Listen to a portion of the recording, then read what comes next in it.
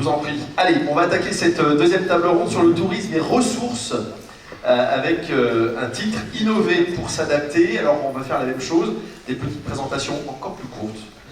Et oui, vous parlez à un moment, le temps s'écoule. On va commencer avec vous, Miguel. Merci déjà d'être venu jusqu'à nous, des Baléares. Ça a été un véritable périple, 17 heures de voyage. Oui, on n'est pas d'accord. Ouais, voilà, vous avez envie d'être avec nous, on vous remercie. Et je vous laisse la parole pour cette petite présentation sur le tourisme aux Baléares, qui est une île également, bien évidemment, comme la Corse, avec encore plus de monde. Et beaucoup plus de problèmes. Et beaucoup plus de problèmes. Vous êtes un petit archipel avec 3 îles principales, hein, Majorque, Minorque et Ibiza. Et Formentera. Et Formentera, qui est la petite perle magnifique. Je vous laisse la parole. Merci. Est-ce que je pourrais passer les diapos? Bien sûr, tenez. Hop.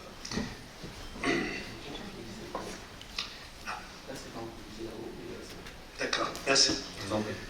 Donc d'abord, merci de l'invitation, merci à l'Office de tourisme de Porto Vecchio qui ont été tellement gentils avec l'accueil, avec tout. Et je vous félicite d'organiser ces séances qui ne sont pas fréquentes quand même chez nous, chez autre type de séances, parce que chez nous, tout est plus compliqué. Donc, merci de nous laisser la parole. Et je vais commencer pour dire que n'essayez pas de faire aucune comparaison entre la Corse et les Baléares. C'est impossible. Donc, ne prenez pas ni l'un ni l'autre. Les Baléares jamais seront la Corse jamais sera les Baléares. Donc, enlevez ça, il n'y a pas qu'un exposé de situations et de problèmes pour pouvoir trouver peut-être des petites solutions, toujours de petites, pour le reste. Et je viens aussi bien m'enrichir que vous exposer les problèmes que nous avons. Donc, mis ça en clair, je dois approcher là-haut. Je ne le fais pas bien, donc. D'accord qu'il a la bonne. Ah, pardon. Voilà.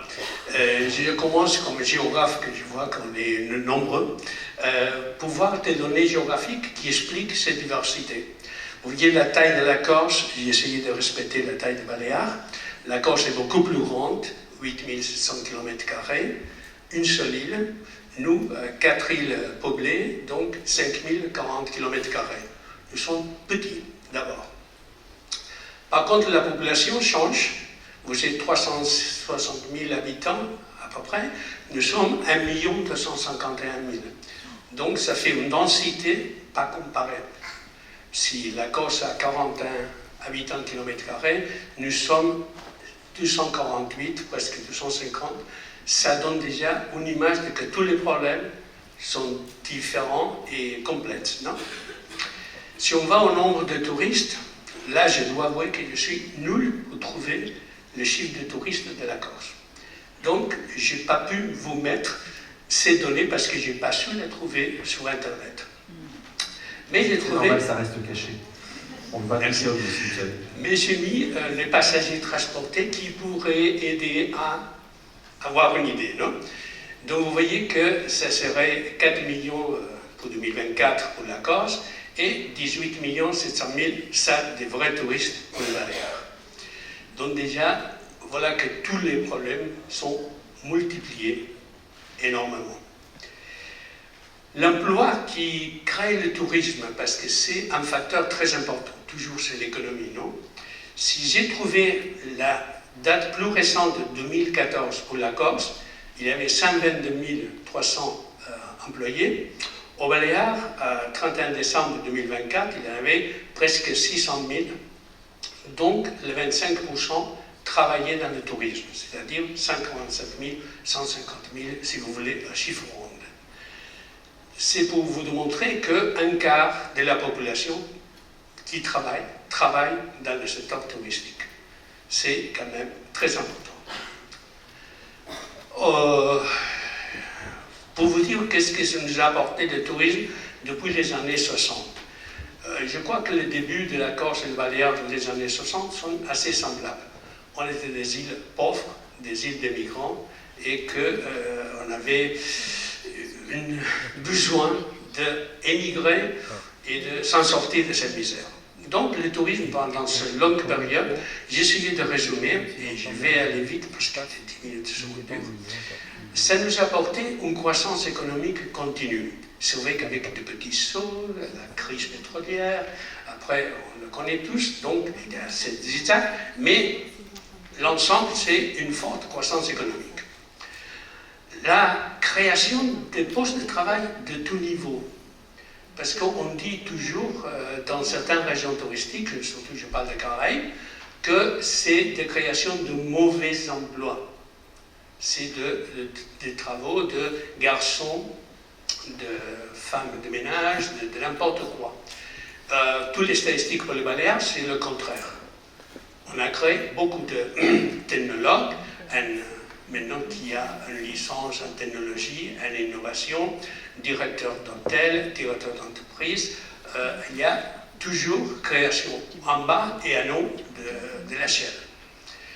Après, une ouverture vers l'extérieur, aussi bien sociale et économique, les exportations augmentent énormément ces dernières années, on continue à exporter, et sociale, la société est devenue très ouverte. À pas imaginer, parce que comme je suis né au Baléares, et moi j'ai plus de 70 ans, donc j'ai vu l'évolution, et je vous avoue que la société a changé sa mentalité insulaire fermée pour mentalité européenne, voire mondiale. Toutes les nouvelles modes, tout sont arrivées et les gens l'ont pris. La protection de l'environnement. Grâce au tourisme, voilà une contradiction, nous sommes gâtés en protection de l'environnement. La loi d'espace naturel, c'est 91, a protégé déjà le 48% de la superficie. C'est la plus haute densité de la Méditerranée. Mais, je vous avance, ça crée une saturation du reste. C'est-à-dire, vous protégez une partie, donc vous poussez la croissance de l'autre côté. C'est les contradictions de système. L'épuration des eaux, depuis 1995, aucune goutte d'eau est jetée dans la mer, et il y a des stations de d'épuration dans tous les petits hameaux et maisons individuelles.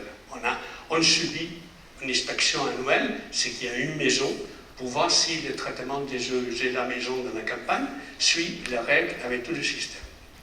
Après, c'est que l'argent de tourisme permet au gouvernement autonome d'acheter toutes les propriétés naturelles en vente, des grandes propriétés rurales qui ne sont plus rentables économiquement, ou que les gens ne veulent pas travailler, ça c'est à discuter, mais elles les achètent pour devenir des espaces publics gratuits pour aller se promener, visiter. Donc les Baléares qui n'avaient presque pas d'espace public, tout était privé, deviennent avec de plus en plus d'espaces publics. Ça c'est l'argent de tourisme. Le traitement des ordures, vous savez que c'est bien solutionné depuis beaucoup d'années, avec la plante d'incinération, je sais qu'en Corse il y a des discussions sur ça, mais les ordures produisent le 18% de l'électricité que nous consommons avec les ordures, et avec les centres, on fait les autoroutes, les routes et les exportations.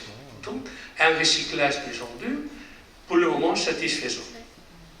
Innovation technologique, bien sûr. Nos entreprises, il y a le parc technologique, il y a tous les systèmes d'encouragement, et l'université a bien des centres de recherche publics, privés, et surtout dans le parc technologique. Le tourisme nous a apporté la naissance des grandes chaînes hôtelières espagnoles. Toutes les chaînes espagnoles importantes, FUM, NH, sont majoritaires. Donc vous savez, Melia, Barcelone, Eurostar, Rio, Bahia Príncipe, avec plus de 100 hôtels, 400 hôtels médians, et avec plus de 200 000 lits. Donc, on contrôle le tourisme, voilà qu'on parlait de la Corse. Nos entreprises contrôlent le tourisme espagnol et le tourisme d'Amérique hispanique.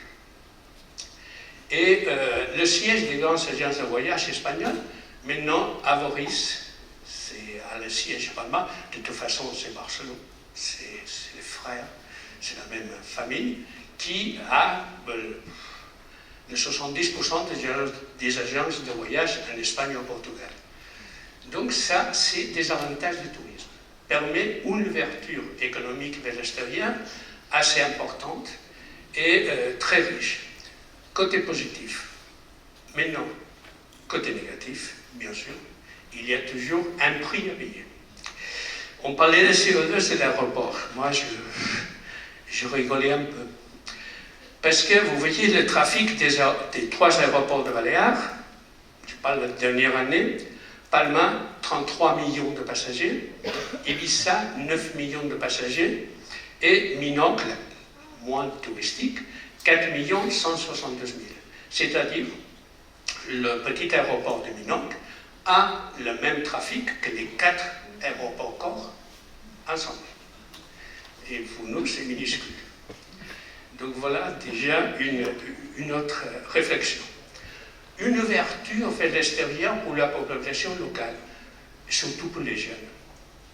L'aéroport de Palma a été connecté en 2024 avec 167 aéroports, la plupart européens.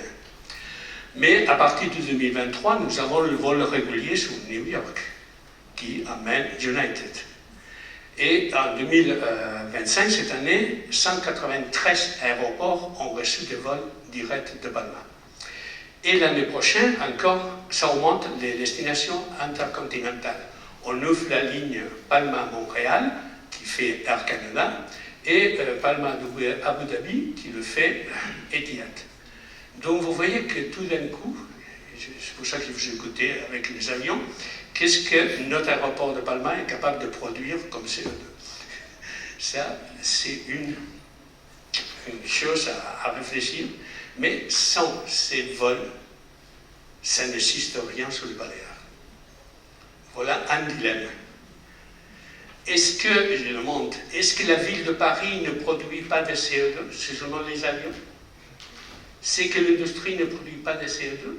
Donc il faut réfléchir, et je suis d'accord que c'est un problème, mais il faut réfléchir avec le CO2, parce que l'aviation c'est un grand producteur, mais sans ces productions, il n'y a pas de développement économique, au moins pour les Baléares et la plupart des destinations touristiques. Autre problème, ça a été la massification. Je vous ai mis ensemble les images pour voir, non? Massification et tourismophobie sont partis ensemble. Il y a une partie de la population qui a une sensation d'une masse partout. Et c'est vrai. C'est vrai qu'on a... Vous imaginez la taille, c'est pour ça que j'ai dit avant. Vous mettez 1 200 000 habitants, vous mettez 18 millions de touristes là-dessus. La masse est assurée. Impossible de ne pas en trouver. Donc voilà, j'ai mis quelques photos. La première, c'est l'espace naturel de Formentor, protégé. Regardez, pour aller au Mirador, la queue. C'est la massification. C'est une plage d'Ibiza à l'extrême droite. C'est le sud de Majorque au milieu. Et en même temps, des manifs de cette année. J'ai cherché des photos très récentes. Au milieu à nous, c'est la manif en demandant solution au problème des logements, qui était la plus massive de toutes. En bas, à gauche, c'est un catalan, excusez-moi, mais mettons des limites au tourisme. Donc, c'est besoin de freiner le tourisme. Et c'est évident qu'à droite, la petite communauté, une petite commune qui a même 200 habitants, qui demande, vous voyez, avec son petit panneau, SOS, non, les plages pour nous. Voilà donc des problèmes que nous subissons. Mais nous avons des problèmes encore plus compliqués. C'est la population. Elle grandit à une vitesse incroyable. Mais avec des immigrés. Ce n'est pas la naissance des Majorcains. Là, oubliez tout. D'abord, nous recevons 3-4 bateaux avec des immigrés illégaux d'Algérie tous les jours. Nous recevons 5 000, 6 000 immigrés illégaux, donc ça crée un problème assez sérieux. Je vous ai mis à côté les 10 premières nationalités des résidents, des gens qui résident, qui travaillent, qui sont ailleurs. Et vous pouvez rendre compte que pour nous, le problème, c'est aussi grave des pays de l'Europe occidentale que de l'Amérique espagnole, que de l'Afrique. En 2000, c'était les Allemands avec 16 731 qui habitaient Royaume-Uni, France. Voilà 3 grands pays. Ça indiquait beaucoup de gens et beaucoup de jeunes qui venaient chercher son premier emploi grâce au tourisme et qui s'établissaient. Et aussi d'autres. Hein. Donc après, il faut arriver au 4e pour les Marocains, comme main-d'œuvre, je dirais, de niveau plus bas ou moins cher, utiliser le mot politiquement correct qu'il faut. Après l'Argentine, nous sommes inondés par les Argentins. L'Italie est faux, je vous avertis. Ces Italiens, la plupart, sont des Argentins. Et vous savez que les Argentins, l'ambassade d'Italie en Argentine, donne le passeport facilement et gratuitement à tous ceux qui ont un arrière-grand-père qui pourrait être italien. Donc imaginez qu'en Italie, il y a beaucoup d'arrière-arrière-grand-pères et ils ont tout de suite la nationalité. Comme ça, ils ont un passeport européen et comme ça, ils rentrent en Espagne. Donc ajouter Argentine-Italie, ça ne veut pas dire qu'il n'y a pas d'Italiens, il y en a quelques-uns, mais la plupart de ces Italiens statistiques ne sont pas des vrais Italiens. Après, c'est déjà les Pays-Bas, la Suisse, la Belgique et Cuba, toujours Cuba. En 24 ans, ça a changé énormément. Regardez que la première nationalité, c'est la Colombie. La deuxième, c'est l'Argentine. Et si vous ajoutez l'Italie et l'Argentine, ça passe la première. Le Maroc. Et après, ça revient Allemagne, Royaume-Uni. L'Équateur, Italie, Roumanie, France et Cuba. Donc vous voyez comme ça a changé parce que les Britanniques, les Allemands, les Suisses ont augmenté. Regardez, l'Allemagne était 16 000 en 2000 et après a été 21 000. Donc ils sont montés en 5 000. Tous ont augmenté. Mais on est inondé des immigrés, mais non d'Amérique. L'instabilité politique dans beaucoup de pays, Venezuela, Colombie, Équateur, tout, ils viennent, ils ont des facilités, ils n'ont pas de problème de langue, donc ils arrivent. Mais vous n'imaginez pas qu'il arrive la fin de village. On a déjà le 20% de médecins qui sont argentins chez nous, donc des médecins, des avocats, des entrepreneurs, des ingénieurs, tous qui quittent leur pays et viennent habiter à Majorque. Donc ça, je ne sais pas résumer, si vous donnez une idée des mélanges des gens et des sociétés et les problèmes que ça gère, qu'il faut gérer, pardon. Autre problème, c'est le logement. On l'a dit, vous l'avez, nous l'avons un peu plus fort, côté immigrés surtout, et résidence secondaire des riches, très cher. Donc ça crée une mauvaise distribution de la richesse. Qui peut trouver un appartement convenable et un prix convenable? C'est pas juste. La nouvelle invasion des roulottes. S'il n'y a pas de logement, dans les rues, vous avez, dans les parkings, des roulottes, plein de gens qui vivent là, c'est sa maison. Ils ne peuvent pas trouver des appartements et ils habitent là. Ce n'est pas des pauvres, hein. Il y a des professeurs, il y a des travailleurs qui ne peuvent pas se payer une maison correcte. Et donc, le problème des roulottes, qu'on essaye de trouver des solutions maintenant. Pour l'image touristique, tous ces problèmes font qu'il y a une perte de qualité des services dans les meublés. Et il y a une attaque frontale maintenant au chiffre de meublés. On a limité, on a un maximum, et pour vous faire la pub sur les plateformes, vous devez mettre votre numéro d'autorisation. Sinon, est pénalisé Airbnb, tout le monde. Donc, on a un contrôle très fort et on veut diminuer pour avoir plus de place pour la location à l'année, pour les gens normaux. Et pour les entreprises baléares, il y a le problème très sérieux de trouver des employés. Et voilà pourquoi beaucoup de l'Amérique vient. Parce que ces mêmes hôtels, ces hôtels en République dominicaine, en Colombie, n'importe, et ils cherchent des employés, ils les ramènent à Majorque, ils les donnent logement et solution. Mais c'est difficile. C'est tellement difficile que les salaires sont terriblement, je sais que Encore c'est difficile, mais un cuisinier à moins de 3 000 euros par mois, vous ne trouverez personne. Il touche 4 000 5 000 euros par mois en moyenne. Donc c'est des salaires très élevés parce qu'ils sont désespérés, les hôteliers, pour trouver la main-d'œuvre. Et dernière question, et après, la question c'est à vous, c'est le problème de contrôler la saturation des flux. Il y a tellement de monde qu'on a besoin de contrôler ces flux.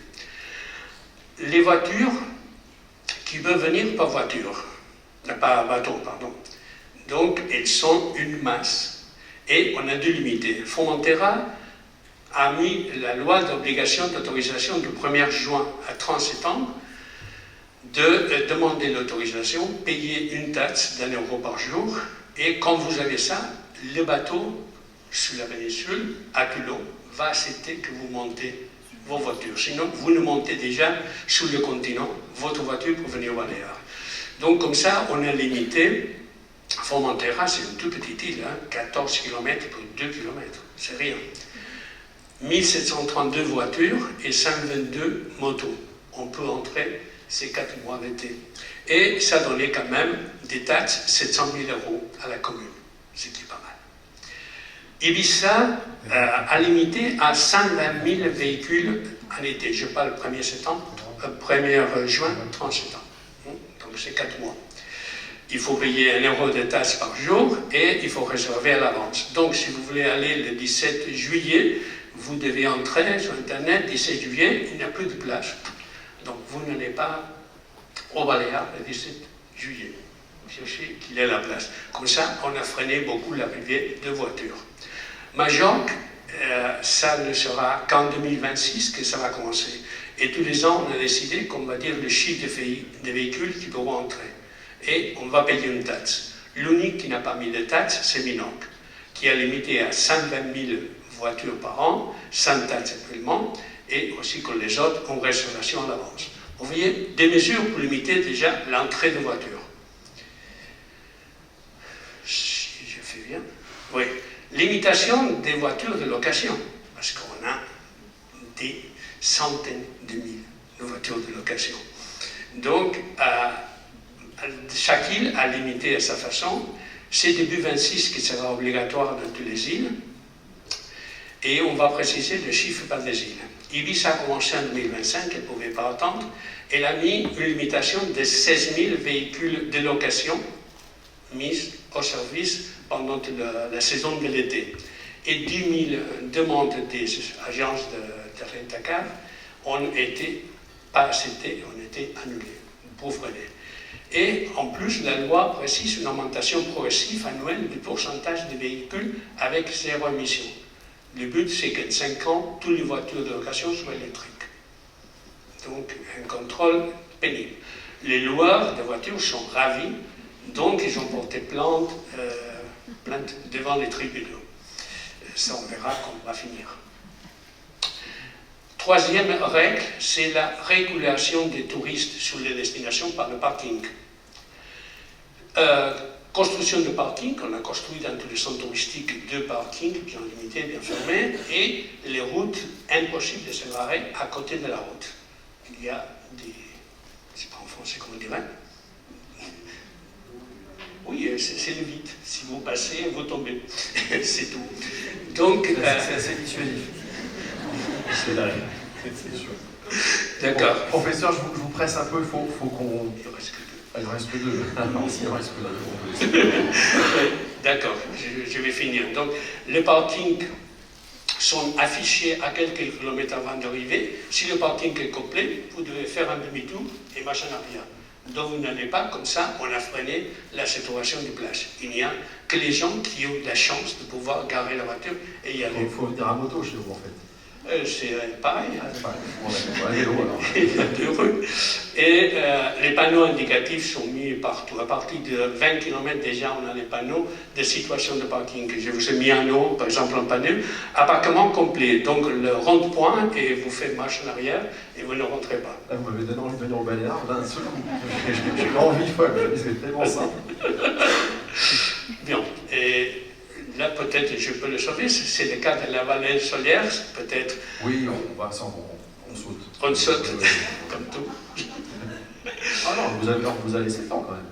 Oui. Après, le transport public est gratuit depuis le 1er septembre 2022. Aucun résident ne paye rien. Si bien au métro, qu'au train, qu'au transport insulaire, que le transport urbain. Tout est gratuit. De façon à encourager à laisser la voiture et prendre le service public. Ça, c'est pour les résidents. Les résidents. Seulement pour les 1 220 000. Les autres, il faut payer.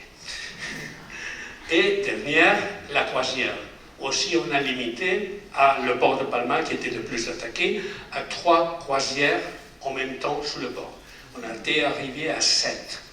Donc, on a limité à 3 pour éviter la foule qui peut entrer tout d'un coup dans la ville de Palma ou dans les endroits. Donc, c'est très limité, et je voulais parler un peu plus, c'est tout. Merci. On va merci à vous. On aura une liste de réponses tout à fait. Et merci également pour votre français qui est parfait. J'aimerais parler espagnol aussi bien que vous parlez français. Alors, Vincent Orcel qui est avec nous en visio, et après avec Pascal on parlera du GR20. 30 secondes. Ce qui est bien avec Pascal, il a compris qu'il n'aura pas beaucoup de temps pour en parler. Est-ce qu'on a la visio avec Vincent Orcel? Oui, Vincent, bonjour, rebonjour. Bonjour, vous m'entendez bien? Oui, on vous entend très bien. Vous êtes directeur général de la SPL des Gorges de l'Ardèche, Pont d'Arc. On va essayer de faire un poil plus court. Vous allez nous expliquer bien sûr toutes les problématiques que vous avez. C'est un site aussi magnifique des Gorges d'Ardèche, mais qui peut être victime des fois de temps en temps. Il y a de gros afflux, et vous allez nous parler également d'un problème que vous avez eu avec une photo qui avait été un peu bidouillée par une journaliste belge. On n'a rien contre les Belges, mais celle-ci avait fait quand même pas mal de dégâts. Je vous laisse développer. Oui, merci beaucoup. En tout cas, merci pour l'invitation. Bon, vous savez, souvent on dit que l'Ardèche, c'est la Corse du continent, et on en est plutôt fiers de cette analogie. Et puis, toutes les thématiques que vous développez aujourd'hui sont plutôt des thématiques qui résonnent pour nous. Je vais essayer de mettre ma présentation à l'écran.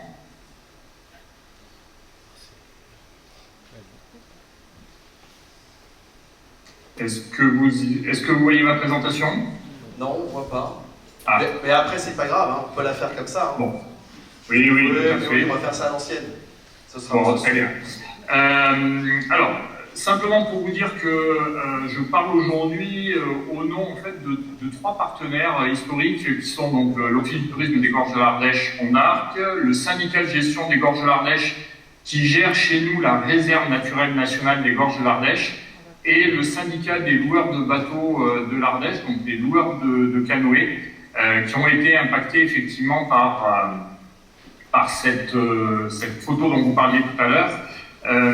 Ce qui est intéressant, au-delà du dispositif Canoë Malin qu'on a mis en place, c'est de dire que ça a été plutôt le démarrage d'une collaboration qui dure aujourd'hui et qui évolue. Et c'est sans doute finalement ce dont on est le plus satisfait. On a eu une première période qui était la création de Canoë Malin sur 2022-2024. Puis aujourd'hui, on est passé à une réflexion plus globale sur la gestion des flux dans le milieu naturel à l'échelle des Gorges de l'Ardèche, à la fois sur la rivière et d'un point de vue terrestre. Et puis une nouvelle collaboration là, qui découle de tout ce travail, qui est une logique d'anticipation et de réflexion sur les impacts que vont avoir sur les filières touristiques le dérèglement climatique qui arrive à grands pas, et qui est déjà là et qui arrive a fortiori à grands pas. Donc on est dans cette démarche-là. La genèse, c'est effectivement 2022 avec une double approche qui était à la fois une sécheresse extrêmement importante sur l'ensemble notamment du sud de la France, qui a généré une médiatisation et qui disait, pour faire simple, qu'on ne pouvait plus pratiquer d'activités nautiques sur les rivières dans tout le sud de la France, ce qui n'était pas le cas chez nous, parce qu'on a quand même un dispositif de ce qu'on appelle de soutien d'étiage, qui nous permet, si ce n'est d'avoir une garantie d'eau dans l'Ardèche, en tout cas d'avoir un principe qui nous permet d'être plus, enfin, en tout cas moins impacté par la faiblesse de l'eau.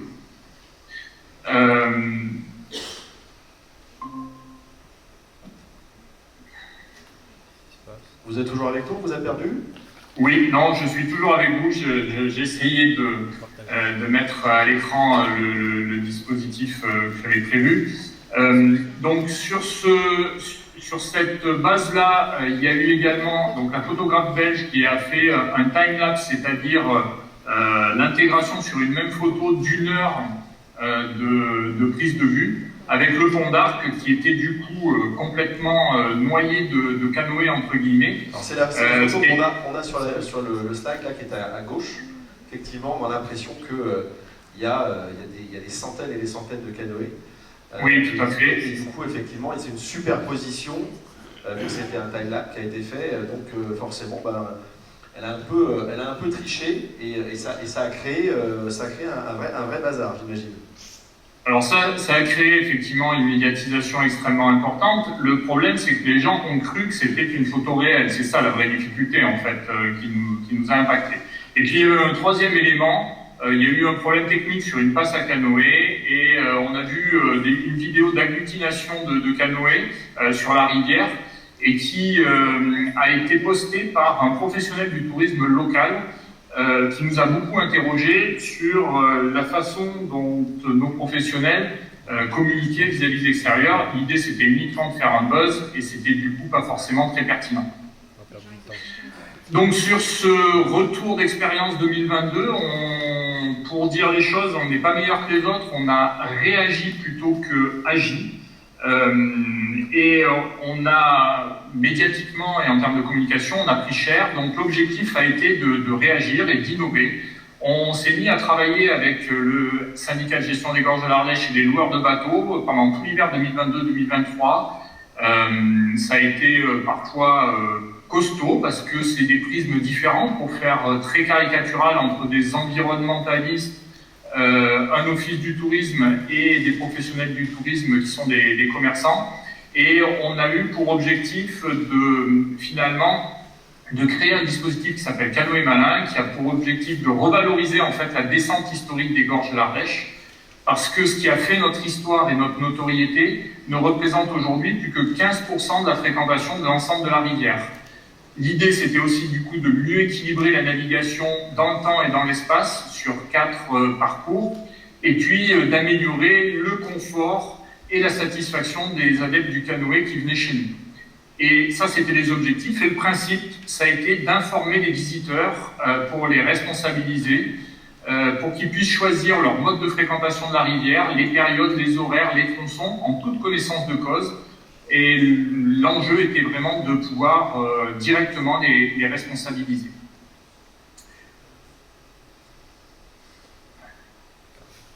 Alors, c'est difficile de commenter la diapo, mais je vous engage à taper Canoë Malin sur la barre internet. Vous tomberez sur le site des Gorges de l'Ardèche, qui est www.gorges-ardèche-pont d'Arc. Canoë Malin, en fait, ça a été souvent baptisé d'ailleurs de cette manière, le bison futé des Gorges de l'Ardèche, c'est-à-dire un tableau avec des journées et des horaires à l'échelle d'une semaine, avec un code couleur vert, jaune et orange, qui permet de voir instantanément quelles sont les périodes les plus fréquentées d'un point de vue prévisionnel sur le moment où les touristes sont présents dans les Gorges de l'Ardèche. Ce dispositif nous a permis d'avoir des retombées médiatiques assez fortes, même extrêmement fortes. Les journalistes qui commençaient à avoir le marronnier de la surfréquentation venaient toujours nous voir pour pouvoir parler d'une fréquentation importante, qui, je le rappelle, concerne une dizaine de jours dans l'année au maximum.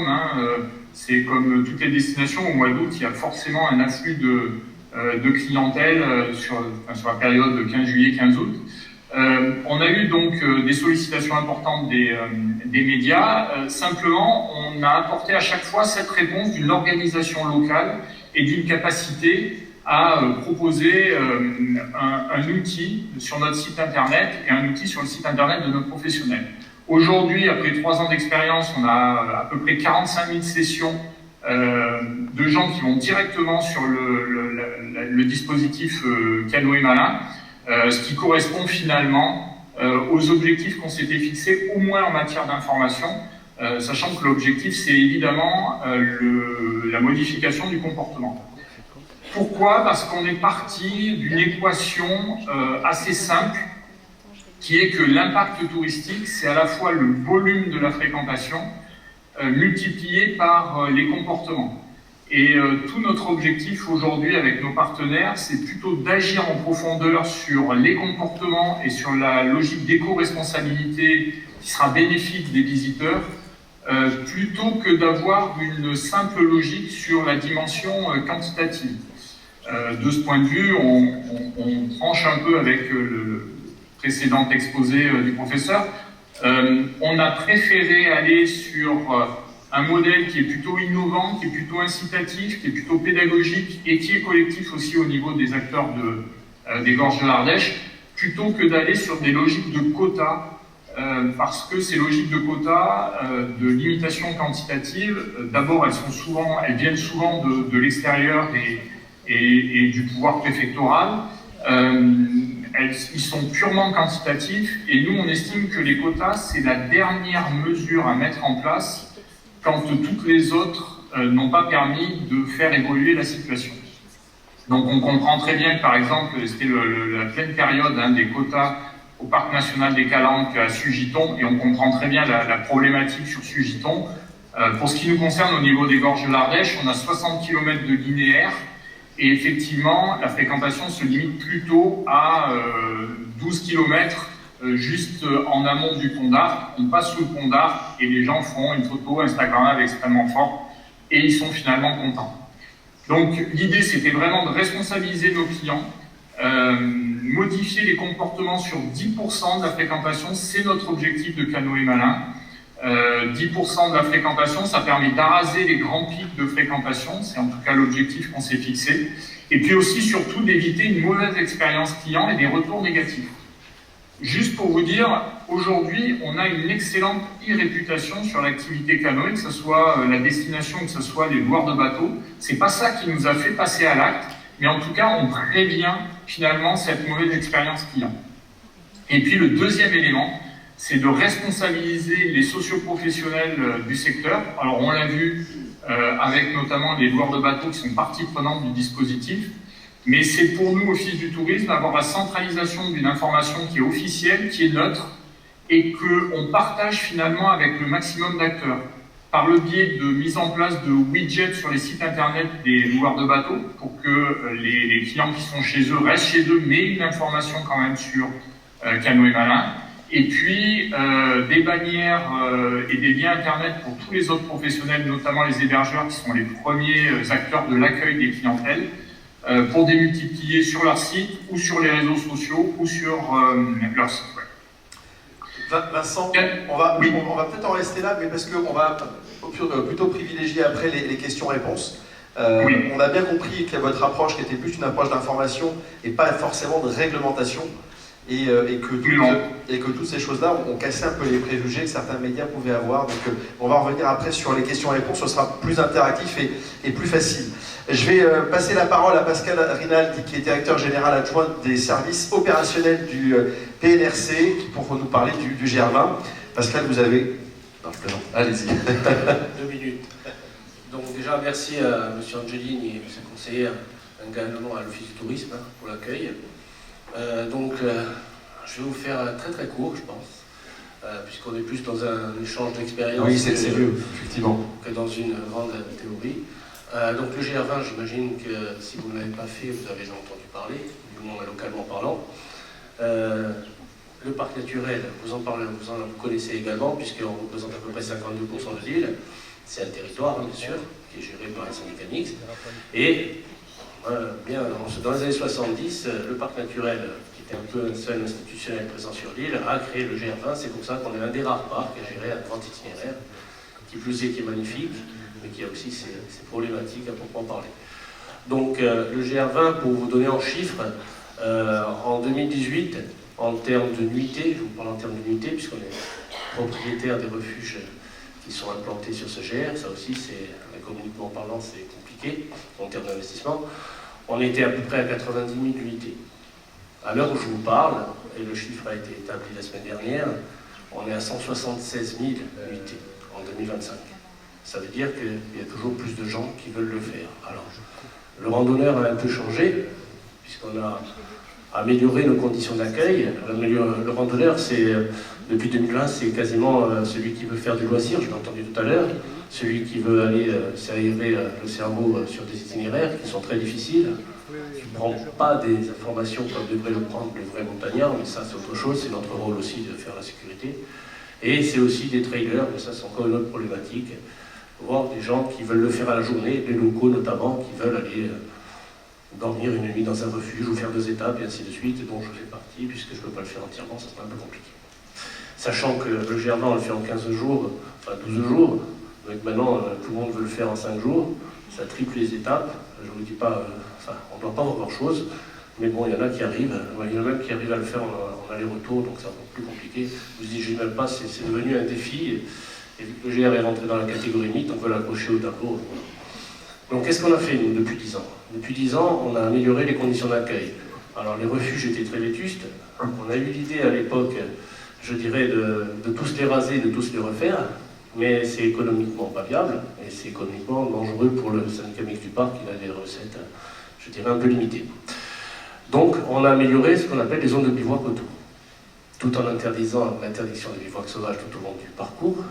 Ça c'est les maires qui sont censés prendre un arrêté annuel.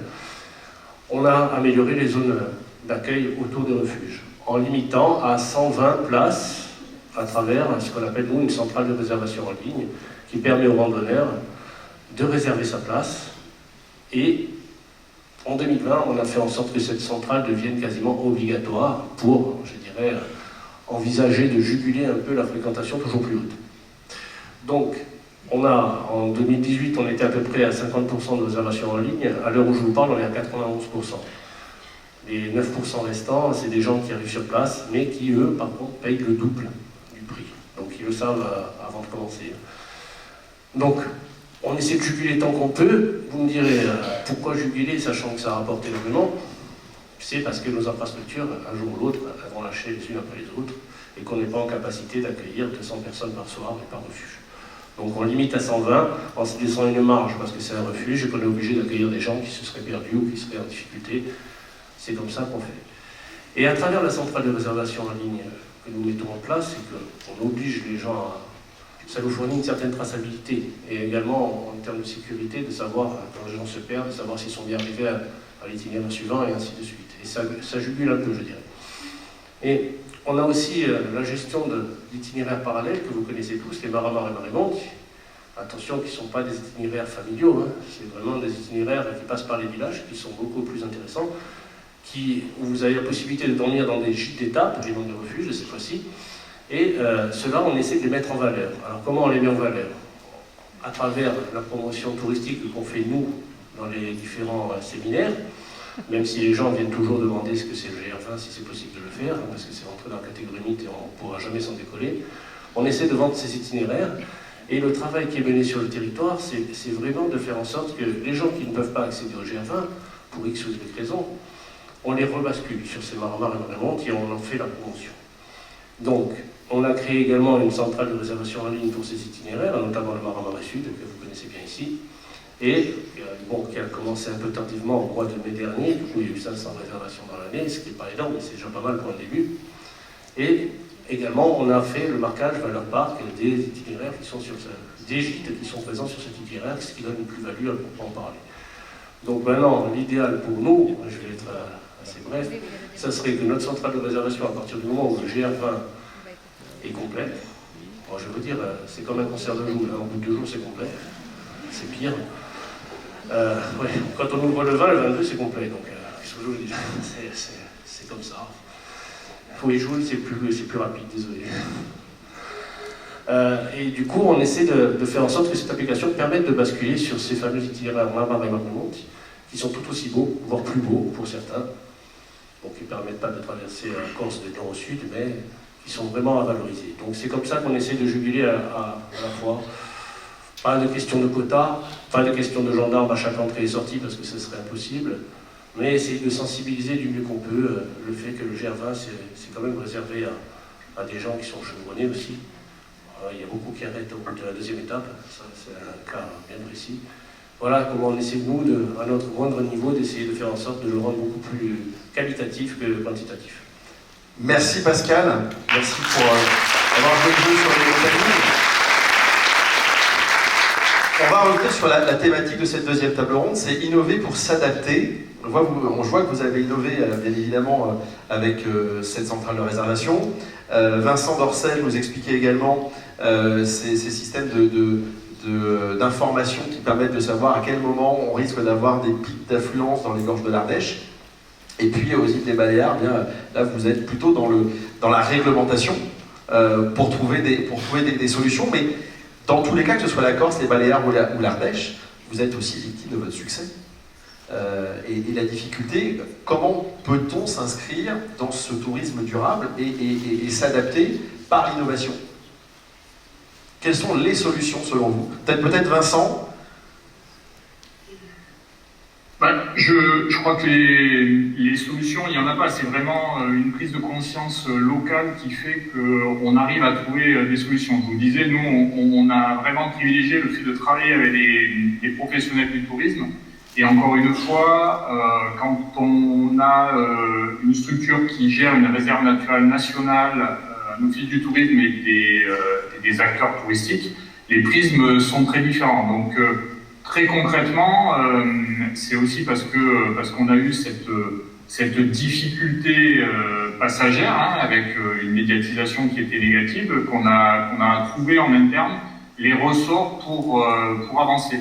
Ce qui est intéressant, encore une fois, c'est la progressivité, c'est-à-dire que je vous parlais de Canoë Malin de sa première phase. La deuxième phase, c'est de travailler aussi sur toute la partie sentier et au sein des gorges de l'Ardèche. Et puis aujourd'hui, de réfléchir sur le dérèglement climatique.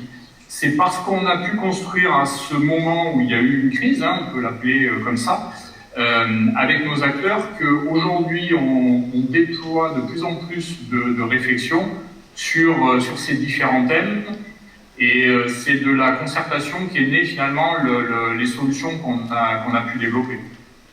Alors, tout à l'heure, Vincent, vous parliez de l'éducation, des comportements, ça revenait un petit peu à ce que disait Miguel. Là aussi, qu'est-ce qu'il faut faire en termes d'éducation de ces touristes qui veulent visiter Formentera, ceux qui veulent aller en Corse, ceux qui veulent aller faire du canoë sur ces gorges de l'Ardèche qui sont magnifiques?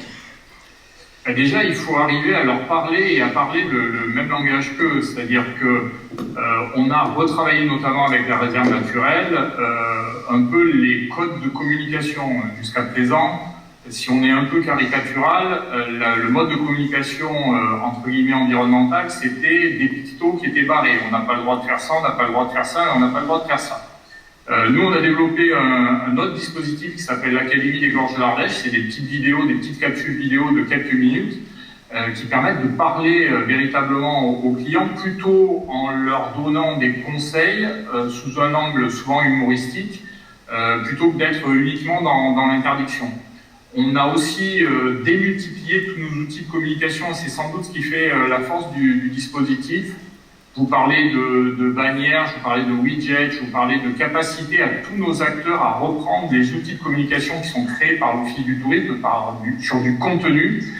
C'est par la multiplication des canaux qu'on arrive finalement à faire entendre une petite musique qui va dans le sens de la médiation et finalement de la mobilisation de l'éco-citoyenneté et de l'éco-responsabilité de nos clientèles. Dans tous les cas, un office du tourisme ne peut rien faire seul, et c'est bien ces acteurs qui sont les premiers responsables des bons messages à faire passer. Donc si on peut retenir aussi quelque chose de la démarche, c'est notre capacité à pouvoir démultiplier les contenus qu'on a pu mettre en œuvre ensemble, et qui, à la fois vis-à-vis des loueurs de bateaux, mais aussi de l'ensemble de l'écosystème et des filières des gorges de l'Ardèche, fonctionnent. Pour nous, je ne l'ai pas dit en préambule, mais Les Gorges de l'Ardèche ont une économie touristique qui est très forte et très prégnante sur le territoire. C'est quasiment notre seule activité économique directe et indirecte. Donc il faut vraiment que nos acteurs et nos populations soient en phase avec les messages qu'on fait passer, sans quoi effectivement on se tire une balle dans le pied. Ça c'est la première chose. Et le canoë, au-delà de la fréquentation qu'il représente, c'est à peu près 220 000 bateaux sur la rivière Ardèche par an, c'est l'image d'Épinal, entre guillemets, de la destination et des Gorges de l'Ardèche. Donc il faut qu'on soit extrêmement pertinent et performant sur ce secteur-là pour que finalement l'image de la destination soit en accord avec ce qu'on veut mettre en place, c'est-à-dire être une destination éco-responsable et éco-environnementale. C'est aussi les similitudes avec la Corse, Pascal, il y a complètement. Alors il y a toujours cette dualité entre, pour les touristes, de vivre la meilleure expérience possible, dans des bonnes conditions, et puis aussi pour les populations locales. On a vu les slides de Miguel, des gens des Baléares qui n'en peuvent plus, qui disent on veut récupérer cette plage, on veut pouvoir y accéder. Comment on fait l'équilibre? Je ne vais pas rajouter, bon, c'est vrai ce que dit Vincent, on travaille nous aussi également avec tous les acteurs institutionnels locaux. Donc c'est un travail de groupe, attention, c'est pas que le syndicat mixte du parc qui met en place, on prend conseil auprès de la TC, notamment Jean-Louis, on travaille avec Atout France, on travaille avec la collectivité de Corse, puisqu'ils sont gestionnaires du PTIPR, pour ceux qui vous prennent, les Antilles, on peut en parler, on travaille avec tout le monde. Maintenant, nous, en termes de fréquentation, par rapport à l'accueil qu'on peut proposer, je dirais sur les sites, sur les refuges, il y a aussi un travail qui est mené avec les bergeries locales, puisque vous savez que l'itinéraire est jonché de bergeries qui avaient vocation à être des estives à la base et qui petit à petit, pour certaines, sont devenues, je ne dirais pas des paillotes en montagne, mais on travaille notamment en termes d'ingénierie avec les maires pour essayer de mettre en face des baux qui permettent à ces bergeries de ne pas basculer dans la forme paillote. Bon, c'est pas trop le cas de temps en temps, mais ça nous permet de juguler aussi la fréquentation sur certains sites. Sur les déchets, on a entendu parler de déchets tout à l'heure, il faut savoir que nous, on fait appel à des muletiers, donc le bilan carbone, je ne suis pas sûr qu'il soit énorme, je pourrais demander. Alors ça va avec les mules, ça va. Pour descendre les déchets. Pas les chiffres sur les mules. Bon, le randonneur est respectueux, c'est-à-dire que sur l'itinéraire, vous avez très peu de déchets. Donc on fait passer des messages de communication à travers notre centrale, puisque quand vous réservez en ligne, vous avez un retour de mail, et dans ce retour de mail, on fait passer un ensemble d'informations, notamment ce qu'il a dit, c'est-à-dire la sécurité avant tout, la façon d'appréhender, quelques conseils. Il y a des obligations aussi. Oui, il y a des obligations quand il y a des névés, par exemple, il faut porter des crampons, et ainsi de suite.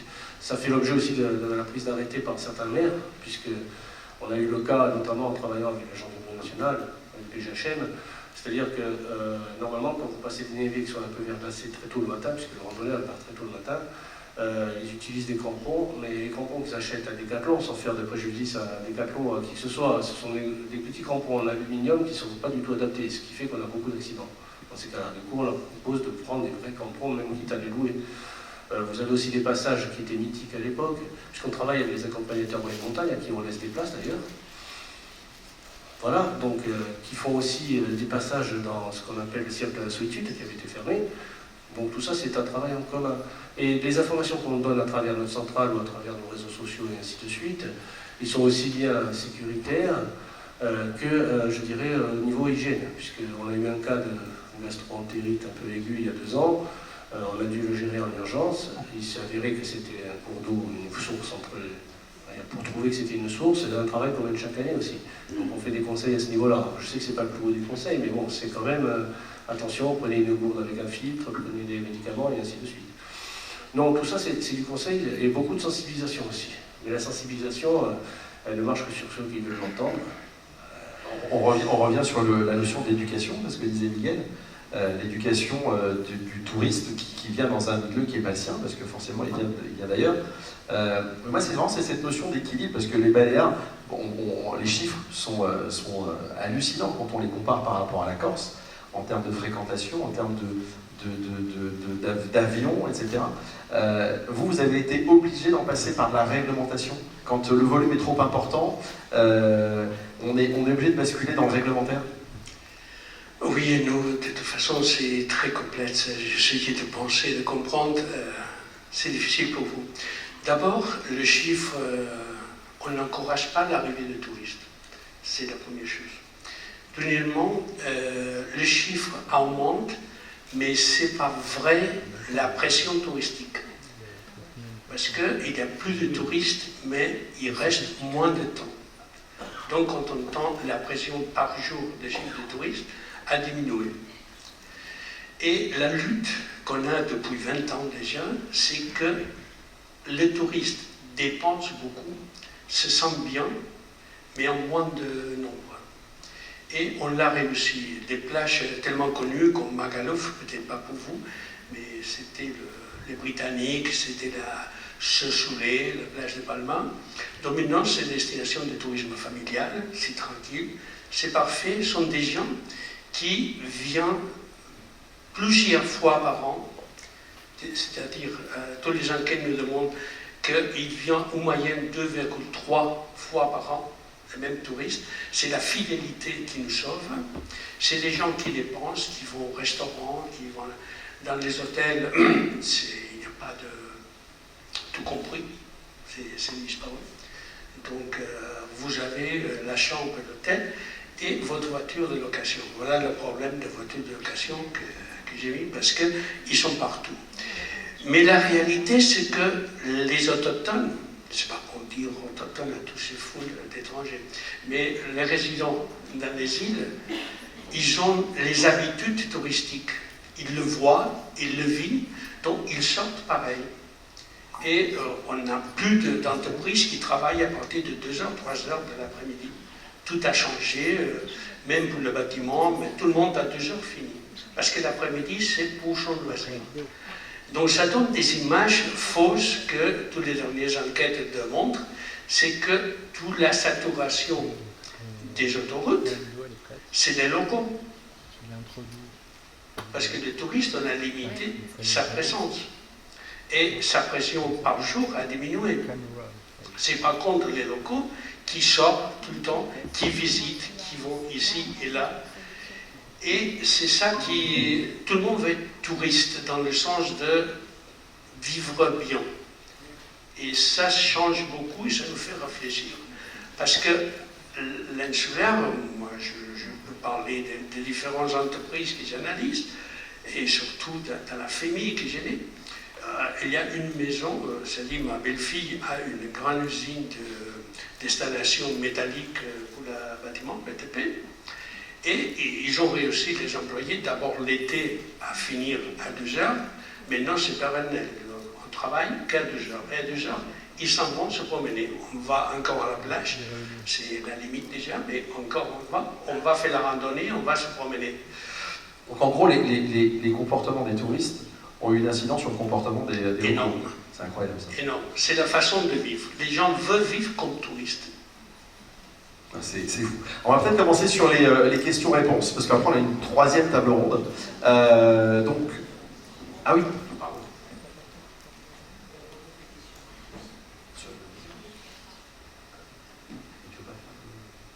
Alors, on va faire avant. Moi, je pensais qu'on le faisait après.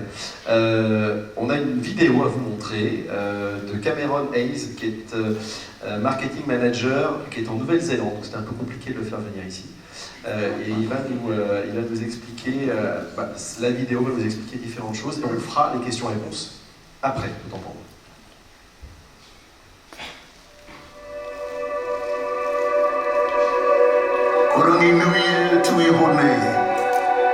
Ko papatua nuku e takoto nei. Ko tāne mahutana na te mahere. Ko tamaroa nāna te moana ki uta. Ko ngā awa me ngā roto.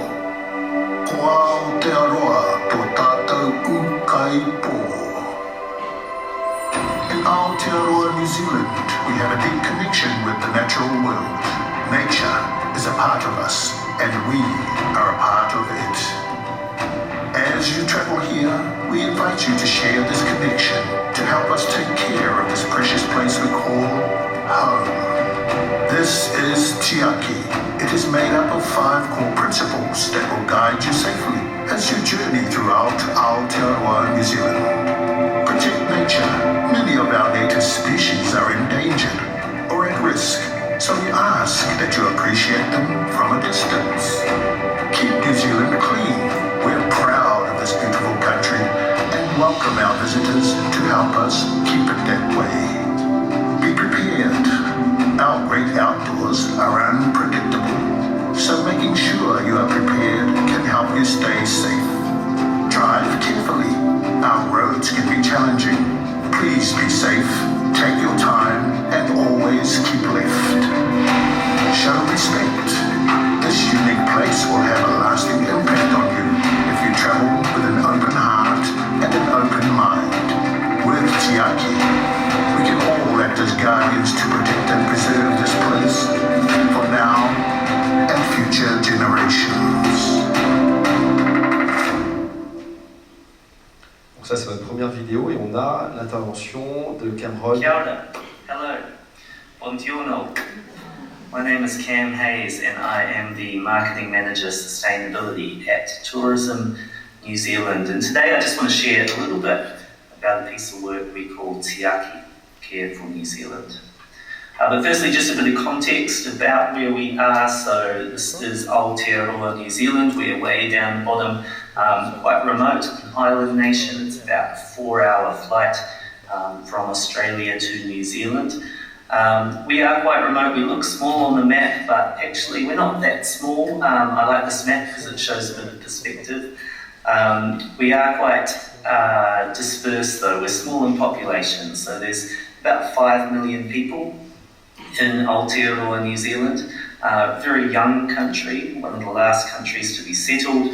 Firstly, about 1,000 years ago by Māori, and then later on by European settlers. And we get about 3 million international visitors per year. And in terms of that international visitor arrival number, so we, as you can see in this chart, we've been trending reasonably steadily over the past few decades until about the second half of the 2010s, when tourism visitor growth just really took off. I know this happened kind of globally, but when you index sort of international visitor arrivals versus global visitor travel, we were actually outpacing the global average. So visitor arrivals to Aotearoa, New Zealand was really pumping until, of course, we hit the brakes during the coronavirus pandemic. But you could see those numbers just increasing pretty exponentially. This was really good in a lot of ways for the country, brings a lot of cultural exchange and economic benefit and all the good things about tourism, but that level of growth that quickly also brought a lot of pressure. So pressure on our communities and on our environment and on our visitor experience. And we were starting to see quite a bit of negative sentiment from the people that live in these places. We were seeing headlines like these. We were seeing challenges with littering and rubbish and human waste and outdoor safety and driving and wildlife interaction and cultural disrespect and all sorts of issues starting to pop up. And some of these really required policy changes, some of them required infrastructure investment, but some of them were really down to human behaviour. And it was those things that Tiaki was established to try and address. So Tiaki is a concept, it's a word from Te Ao Māori, our indigenous culture, and it really means to care and to protect for something. And Tiaki Care for New Zealand is really about inspiring visitors, particularly with a Māori view of the world, to travel with care for people, place and culture. We also have the Tiaki Promise, which we encourage visitors to take, and this is really a commitment to travel with that value set, I suppose. So caring for land, sea and nature, travelling safely, respecting culture and others. And finally, we do try and give pretty specific behavioural messaging. So we're interested in these 5 areas of behaviour, and then under those we'll get pretty specific about what we're asking visitors. So protect nature, for example. In some parts of the country it might mean please don't feed our native birds. Drive carefully might be about driving on the left-hand side of the road, and we'll start getting really specific. Tiaki is quite a unique initiative in that it is not owned by any one organisation. It's actually set up and governed and funded by a collective. So these 7 organisations from across the system here, there's a mix of public and private, government, non-profit, all came together to set Tiaki up. And the way we sort of operate is this sort of collective that spans the sector, then encourages everyone across the wider tourism system to bring Tiaki to life, to adopt it, and ultimately to share it with our visitors here on the ground. And so we make different assets like posters and displays and social media assets and videos and all this really cool stuff that our tourism businesses right across the country then can share with visitors. See a few examples here. So these key touch points like airports and cruise terminals and the like, so visitors are getting Tiaki messaging right from the start, and then some of our bigger and more iconic kind of tourism destinations will reinforce that. And we kind of think about it as a bit of a nudge or a constant reminder, so that every single time a visitor stays in an accommodation place or does an experience or hires a rental car, they're getting exposed to this Tiaki message, this reminder of travelling with care for place. I guess what you're wondering is, does it work? We think so. Really hard with behaviour change, as you'll know. It does seem to be a modest indication of impact, particularly on frequency of exposure. So we've done a lot of research into what drives these sort of negative behaviours. What we have found out is that the more often someone is exposed to Tiaki messaging during their travels here, the more likely they are to exhibit the positive behaviours, the behaviours we want, like recycling and putting the rubbish in the bin and that sort of thing. A few lessons I would share if I was looking to set up something similar elsewhere is really working as a collective. It can be a bit frustrating sometimes with all these different partners in the room. Of course, you can't always move as quickly as you'd like to, but the power and the reach and the scale you're able to have as a collective is really powerful.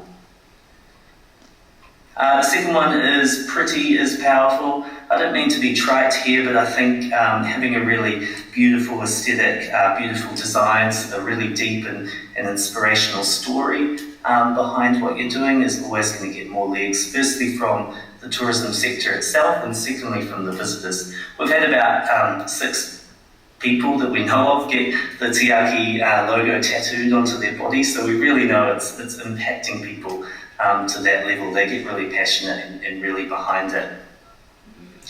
Third is aligning to your culture. For us, that's of course Māori culture. We use that to ground us, to influence all the creative we do, all the messaging we adopt, and is really our North Star.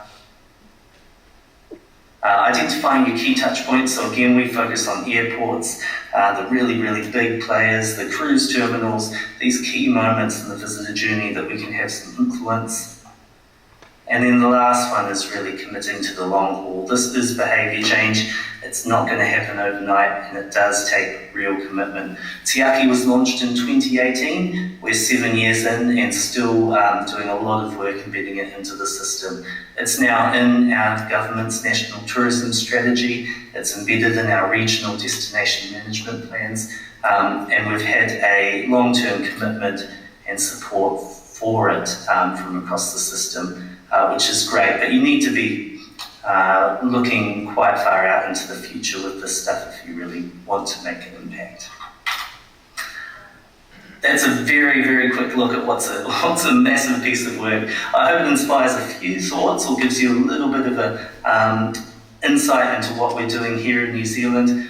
Hit me up on LinkedIn if you want to chat more about this. I'm always up for hearing about other people's challenges and experiences in this space. So, kia ora, enjoy your session and thank you.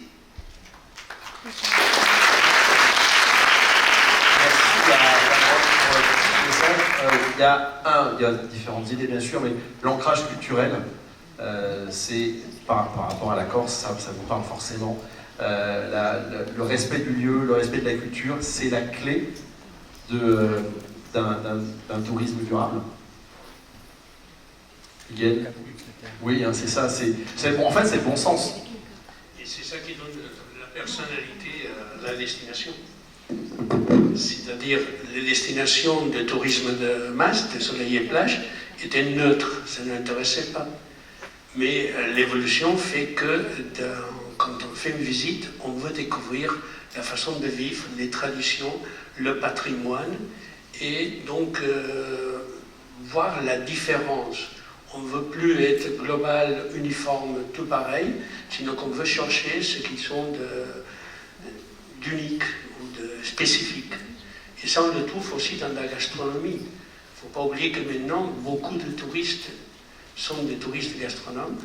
Ils voyagent que pour aller dans le restaurant, au Baléares, et ils cherchent la cuisine traditionnelle, la cuisine avec des produits locaux, le kilomètre zéro. Miguel, vous êtes fantastique, parce que juste après, on a une chef corse qui va nous parler de gastronomie. Voilà. Parfait, c'est parfait. Allez, on va attaquer tout de suite les questions-réponses, et puis après, on attaquera en accéléré le troisième table ronde, parce que je pense qu'à un moment, vous allez commencer à avoir faim. Le micro circule, il est là. Qui veut poser des questions à nos trois intervenants? Vincent, qui est toujours avec nous, en visio, Miguel et Pascal. S'il n'y a pas de questions, on peut attaquer la suite. Hein. Allez, écoutez, pas de questions, on attaque la suite. Merci à tous les trois. Vincent, merci. Il y a bien pour vous dire que la présentation que vous n'avez pas vue à l'écran sera disponible auprès des organisateurs et voilà. C'est un plaisir de vous la laisser si ça vous intéresse. Merci.